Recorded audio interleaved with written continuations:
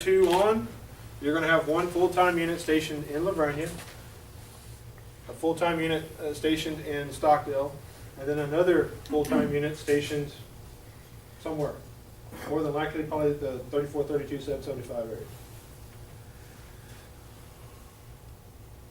To go over a little bit about our insurance, because that's also been another hot topic. Process for billing. Reports are submitted to billing. Insurance claims usually take 90 to 180 days to process and reimburse. Medicare, Medicaid, there's a 90-day window to submit your claim and appeal it. So meaning, we bill it today, okay? We have 90 days to get the denial back. They're going to deny it on the first time. That's a given, okay? They're going to deny it. We have to reappeal it, or appeal it rather. All that within a 90-day window. So if it got denied a second time or a third time, you know, as long as that's within the 90-day window, we can reappeal it. And then self-pay, those individuals with no insurance, we attempt 4 times to collect, and some of those claims qualify for indigent and are submitted annually for state reimbursement in the indigent program. Now then, statistical data that we do know for the Vernia area. As you know, we've been here December and we've been here January. All right, so we know what that data is. Medic 6 or M6 right here, that's the ambulance that's in the Vernia. In January, it ran 60 calls. It transported 44. In January, what did I just say? In December, it ran 60 calls and it transported 44 in December. And then in January, it ran 56 and it transported 31. All right, January was a little slower month, which is another one of those things you just can't anticipate. You know, you can't plan for that. All right, but now then, let's talk the payer mix, because that's a big thing. Okay, when we start talking commercial insurance, Medicare, Medicaid, and people with no insurance. Okay, everybody's insurance is the same when you have commercial insurance, right? No, it's not. Because you may have a $5,000 deductible, you may have a $1,500 deductible. All right, that's something big, especially if you just renewed or you just went through open enrollment where your insurance is just beginning again, so your deductible restarted. So now that I'm using easy numbers, let's just say an ambulance bill was $2,000. Your deductible's $5,000. I bill you. What do you think? Do you think your insurance is going to pay that $2,000? No, it's not. It's going to go towards your $5,000 deductible. So how can you run an ambulance service like that? Okay? Question.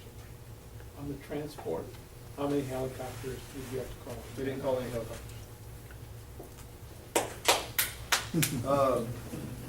Which, by the way, are only like reimbursed like $1,500 if they do that, costs like $17,000 and they balance bill. But my question is, if there's a real problem and you need to get them faster than going through all that damn traffic, then Yes, we will call a helicopter. You We can call a would. helicopter. But for the months of December and January, we did not. I Chief know. Thompson, did you land a helicopter in the months of December, January? Okay. Medicare, Medicaid, that's a whole nother animal itself. All right. Go ahead and go to the next slide. Effective October 1st of 2017, the Medicare Medicaid reimbursement schedule. There was a change in it. They reduced the amount that they're reimbursing. Okay. And I have a sample call up here. Okay, a routine call, if you may, and it's titled as they would have it titled. ALS Level 1 Emergency, they're going to reimburse $247. ALS Disposables, $11.42. Oxygen, $13. And then mileage, they're going to pay $4.71. And let's just say we transported you 15 miles. So the reimbursement for the mileage is $70.65. So if your bill was $2,000, for example, okay? If your bill was $2,000, with Medicare and Medicaid, it doesn't matter what your bill is, okay? It could be $1,000, it could be $10,000. They're only going to pay what their schedule is based off to pay, okay? And then they're only going to pay what they approve to pay. They're going to go through and make sure, hey, I don't think you needed to go by ambulance. You could have went by car, okay? And so if they deem that you should have went by car, then they're probably not going to pay anything for that ambulance, all right? But now then, let's say that bill was $2,000, and let's say we got approval on each of those line items up there to pay the max benefit, 'cause that's what the max benefit is on each of those line items. We're only gonna collect $342 out of that $2,000 claim. You follow me? So, for the 2 months that we have been in this area, providing coverage in the Vernia area, we've had 47 patients with some form of insurance. And of that 47, 36 was Medicare and Medicaid. Okay? 36 had Medicare and Medicaid. That's about $12,300 in Medicare and Medicaid money if they all were approved to pay at the max benefit as I have outlined up there for you. Okay? The remaining 11 are commercial insurance, and we've already talked about how the deductibles work there, and they still go through their approval process. Okay? So it's not a whole lot of money. Okay? On the 911 side, how about that? Transfers, that's a whole other ballgame, but we're not doing transfers. We're talking 911 side. Good. Factors on the reimbursement. This is for commercial insurance. You have your contractual allowances, your deductibles, the approval process, and then max benefit payout. Okay? Contractual allowances is, take Blue Cross Blue Shield for example. You know, every hospital, you know, everybody has some sort of agreement with insurance. I mean, that's how you essentially get paid. And so, if we were charging $500 for an item, just throwing out some numbers, we charge $500 for an item, but we had some type of an agreement with Blue Cross Blue Shield for that same line item, and between the two, they agreed on $250. Well, that other $250 gets written off or placed over the contractual allowance line item, and so that's what a factor is on reimbursements. And then, of course, your deductibles, as we just talked about, approval process, and then max benefit for somebody that has, say they have stage 4 cancer, you know, a chronic problem, and they've, you know, paid out $1 million this year. They may have already reached their max benefit payout. And so obviously, if there's nothing more to pay out, they're not going to pay. And so those are the factors that usually contribute to commercial insurance. A little difference between the EMTs and the paramedics. EMT basics, minimum of 150 classroom hours, cost around, nowadays, when I took it, it was around $300, but nowadays it's $1,500. Paramedic class is around 1,000 classroom hours and costs around $5,000 to $12,000 depending upon where you go. EMT, the difference between the levels of care. Basic life-saving skills, typically, usually that means, like in class, we would teach the basics to do bandaging, splinting, you know, CPR, Heimlich, you know, the basic stuff. Now, however, you know, depending upon the agency and the medical director, how involved and what he may allow individuals to do, yeah, they may be able to do a little bit more stuff. But as far as in their class, what they're taught in class is basic life-saving skills. Paramedic level, advanced life-saving skills, which includes cardiac monitoring, interpretation, advanced airways, medication administration. It's just the list is much larger than the basic. And so we run a paramedic on every truck. We run ALS. Starting to get towards the end here. So the options that are out there is petition to create an ESD for the Vernia EMS, if that's still an option that's on the table, a contract with an outside provider. And those are other options should you choose not to go with an annexation. Again, the district doesn't take any position on this. This decision is up to the voters. We're not pushing you. This isn't a takeover. I mean, this is y'all's decision. District 3 will be here tomorrow. They'll be here 5 years from now, with or without the annexation. It does not matter to us on that level. I just wanted to get that out there and just clear the air. But what we really need to hear is from the community people if this is something that y'all want to do. Do y'all want to move forward with us? If so, these guys over here need to know what they need to do come February 15th. And it will cost us money. We have to pay for the election and everything, so there's election costs and things that go into that as well. Who's paying, right now you got coverage for us till 30 September, right? Yes. What money has the city given you and the county? The city has given us $20,000. The county Okay. has given us they haven't gotten it yet, or have we got it yet? Okay, we've collected $26,500 from the county.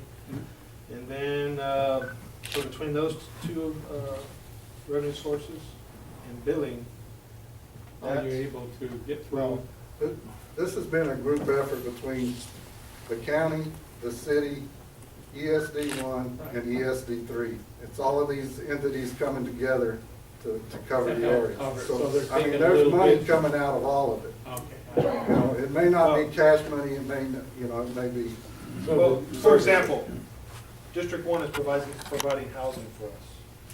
You know what I mean? Yeah, We're yeah. parking the ambulance there Right. at their station, Yeah. okay? Some of our people become employees or with them, or with District One.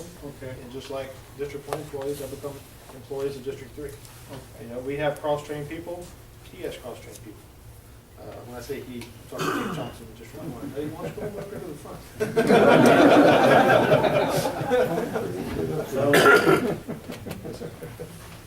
So my question also would be is this, I would like to recreate the wheel. What does the wheel look like in Bernie? Because they say Vernia is Bernie 20 years ago.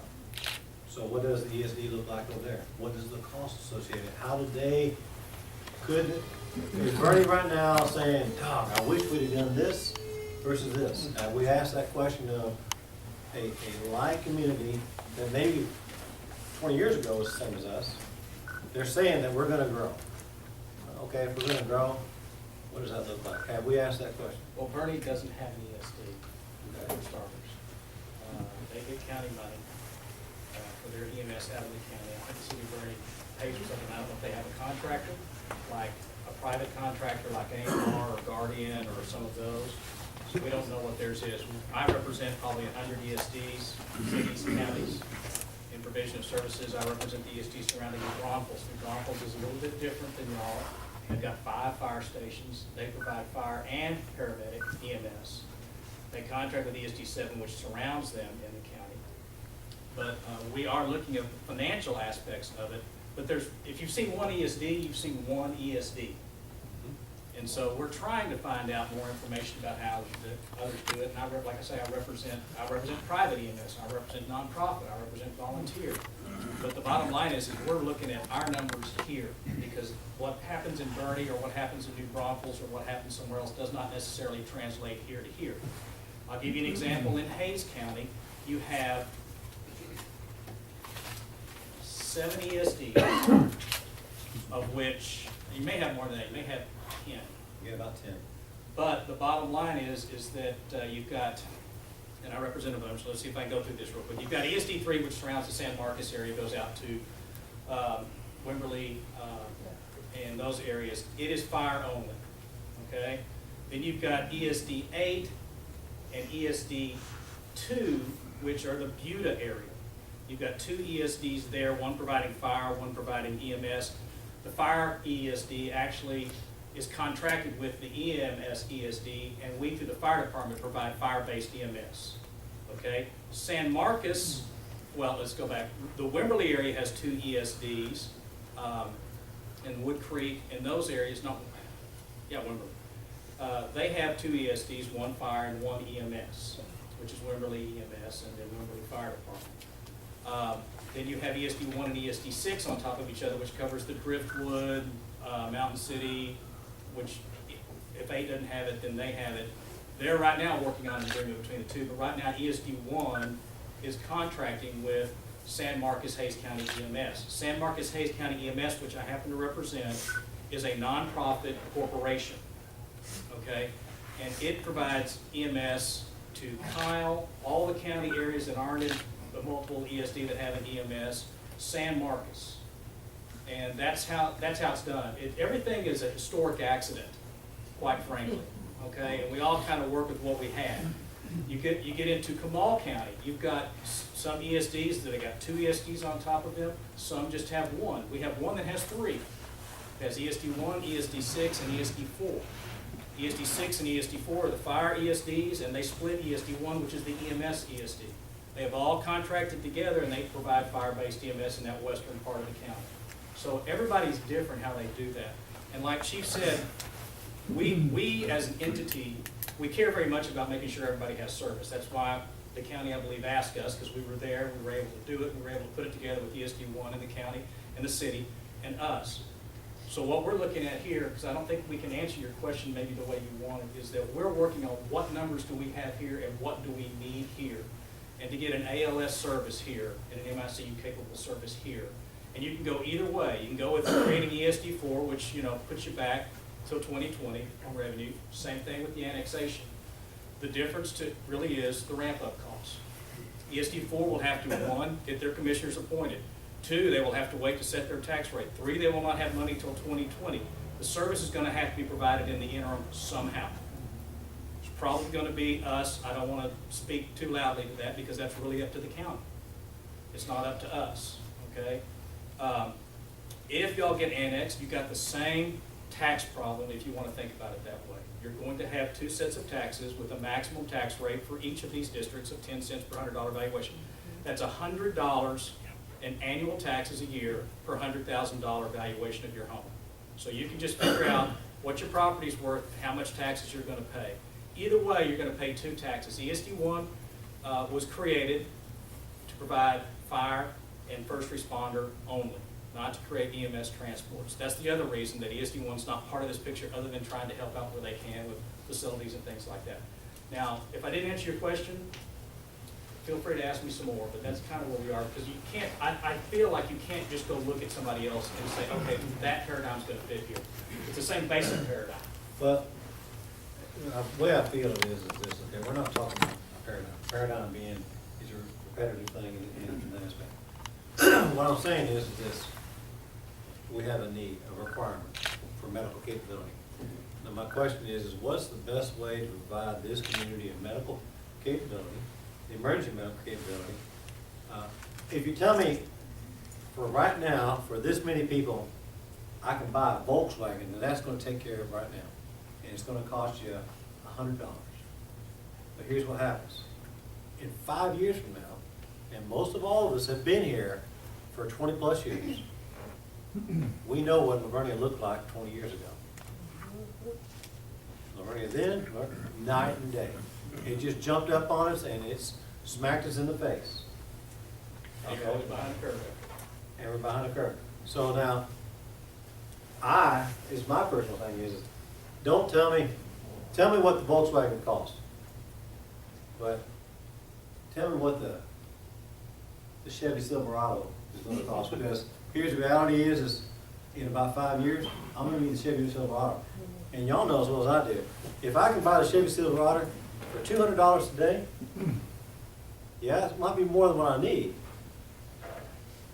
But at least you're not going to come back to me in 5 years and say, you know what, you're going to have to pay twice. And get a Volkswagen. You still get a Volkswagen. So I ask you is, if you're coming forward with this, that's what we need to know as citizens is, what's our biggest bang for the buck? Well, and again, we're not here to compete with the hypothetical ESD4. That's impossible. That's 5 people that don't exist right now, and will have to come forward if that's what y'all decide. What we're trying to do tonight, really, in all honesty, is again, it's been said time and time again, we don't really have a dog in this fight. Okay? I don't know what's going on with the Vernia EMS. I don't know all the little details or what services y'all have had in the past. All I know is that we were asked by the county to come in and step in and help out in the interim.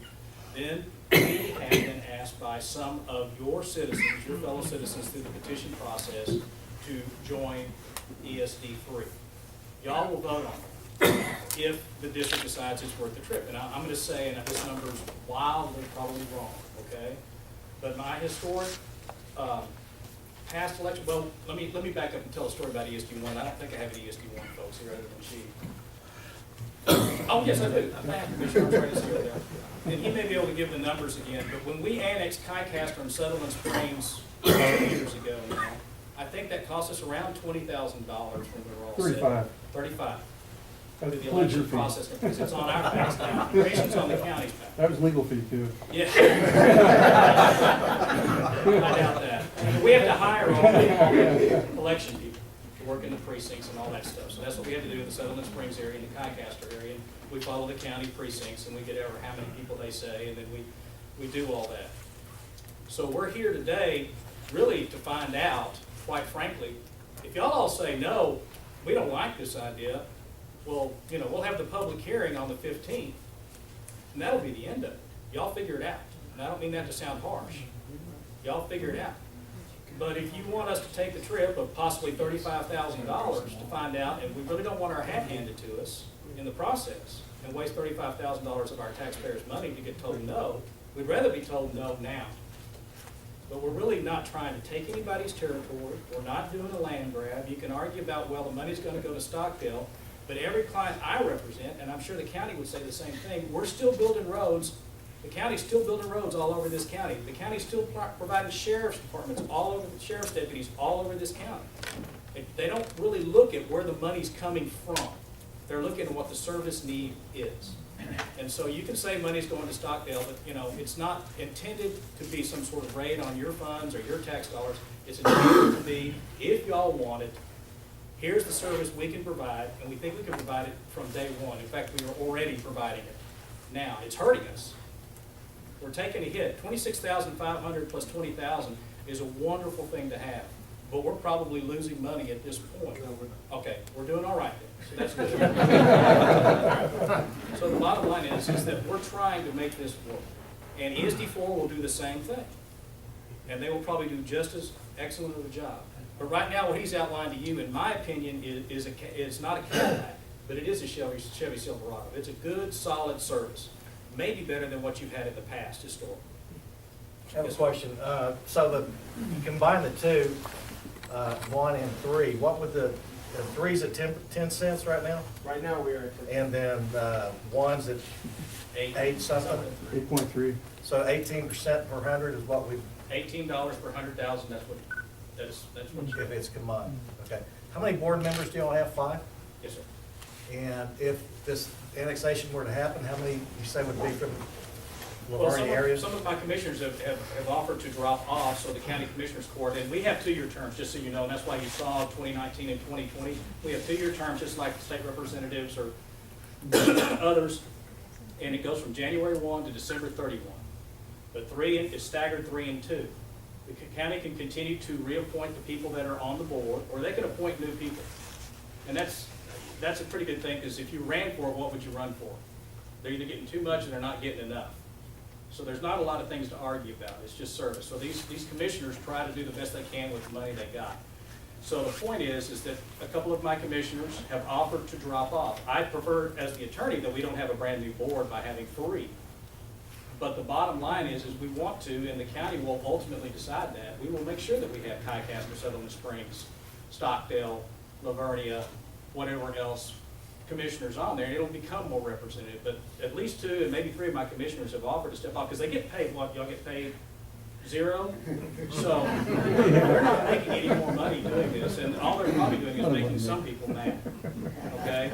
So they've offered to drop off and have it set up the way the county would like to see it. You know, me as the attorney, I'd like to have a consistent board that's been there and run the thing instead of having brand new people that we have to educate. But that's just my opinion. My board makes that decision. I just work with them. I believe in answering to this question, if what y'all presenting is a outline that will take care of us today and has the ability to grow with us in the future. So whether we turn it into 25,000 or 100,000, with the new people coming in, the tax rolls increasing, we will have in place a system that will allow us to add more staff, more ambulances to cover the population, because I promise you that we are going to kind of like what Petranco in 1604 was 20 years ago, a pasture. You been over there today? Okay? And so we're going to go from 1 to 2 calls a day to 25 to 30 calls in the next 20 years. This is a plan that will allow us to grow. You may not have a Cadillac all the way, but damn sure going to have that Silverado. But I want that Silverado to get me to the damn hospital. Saving my life, okay? And this one will. If I may ask for the Lavernia voters to make an educated decision, you've done a very nice detailed presentation. it seems to me logically for the other options available, there should also be a detailed presentation so that when they can make an educated decision. Well, There's nobody to do that for ESD. They don't have that. There is no ESD. That's wonderful. Well, Which is I part of have the to ask- problem. I have to go back and ask the mayor and the county judge, are we looking at other options and having more meetings on these other options? Or are you pretty much sold on this? All I can do, or all I That's can what I speak mean. for is really what we're looking at. So, Dave, do you mind me kind of Sure. interjecting here a minute? The only thing we've heard of, and I don't know that it's, has it been, Skip, has it been presented to Commissioner's Court, potential ESD4 petition? No. There's not a petition If we look at, let's just look at ESD4. You've got to start collecting taxes, you've got to capitalize, you can take out loans. Herb Williams has been a part of ESD1 when they took on that venture. But you're looking at, in my opinion, probably many, many years of us, citizens here, paying 10 cents per hundred, the max rate, plus the ability possibly for them to look at sales tax out in the county to help Okay. stimulate that. Way out. We're looking at a very long time, and the other option was a countywide system. There's really not any movement from the countywide, from the county, because it takes, you're getting a glimpse of what it takes to run just a territory. You look at what it takes to run a county. We have some paradigms, to use that word. We have a couple counties to our south and to our east that run countywide systems. We know what those dollars, what they're budgeting, and what their collections are. So, it's great to share information. My question would be, and I kind of heard from the lawyer over here. George just dropped out. Are we was one of the options to incorporate the fire department ESD with a ambulance service together? And I can only answer because I had that conversation with the board president and chief, step in if I misstep. But George Jones is the president of ESD1. ESD1 was formed as a fire and rescue only charter. Okay. Okay. Part of the reason was, and I'll tell you, because I was there when it happened, and Mike sat in the meeting over at the high school, when my kids were 6 and 8, and they were making all this noise in the background. But part of the reason is we wanted to leave it open to the county, since the county provided that service through its contracting ability. We wanted to leave it open for the citizens of the county to figure out how they want to do it. You have the hospital district. I don't want to open up that can of worms. But you have the hospital district. You have other options. And countywide EMS services, in my opinion, I just so y'all know, I've been a firefighter for 25 years. I've been on 3 different fire departments. I'm a commissioner in Travis County. I'm a commissioner at ESD 10. I'm an assistant chief at C-Bar Volunteer Fire Department, which is now ESD 10, we're run by that. I'm a lieutenant at Westlake Fire Department, and I'm an EMT. So I have some experience in this, not only from the administrative legal side, but from the actual provision of services side. And I represent almost all of them in Kamal County, almost all of them in Hayes County, almost all of them in Travis County, almost all of them in Williamson County. And so the bottom line is that we don't want to, we're not competing against ESD 4. Okay, the mythical phoenix out there that may rise from the ashes, I don't know. What we're saying is this is where we are now. We've been asked by 50 of your fellow citizens, and ultimately, I think where the mayor was going, is this is y'all's decision. As a city, as the county residents here, where you want to go. And if it's not with ESD3, tell us soon, so we don't go and plan the wedding and then show up at the altar and nobody's there, okay? That's what we want, because this is a wedding. Both sides have to say yes. Both sides have to say yes to the second proposition that they've talked about is, gosh, it's going right out of my mind. I've got it in my book right here, I can look it up, but it's basically saying that you accept the outstanding debts and taxes of ESD3, which doesn't mean that you're going to be, all of a sudden, have a big bill for that. It's that we will be able to pay those from our current revenues. To give you an example, at ESD1, when we annexed Kycaster and Sutherland Springs, and I may get this backwards, but Sutherland Springs said no to that second proposition. So what we have to do with the tax assessor collector is say, okay, give all that to us separately. We're going to put it in a separate account because we can't pay our current debt from that money. Now, if we refinance, we could. The new debt that we get, we could. It's an accounting issue that we have to deal with. It's 6 one, half a dozen the other. Preferably, I'd love for y'all all to say yes. But the whole point is that we're here, and we'll be here on the 15th, and we'll back at our place on the 15th. Southern Springs, thank you. Just to say, look, tell us. If y'all hate this idea, please, it's like the World War II saying, is this trip really necessary?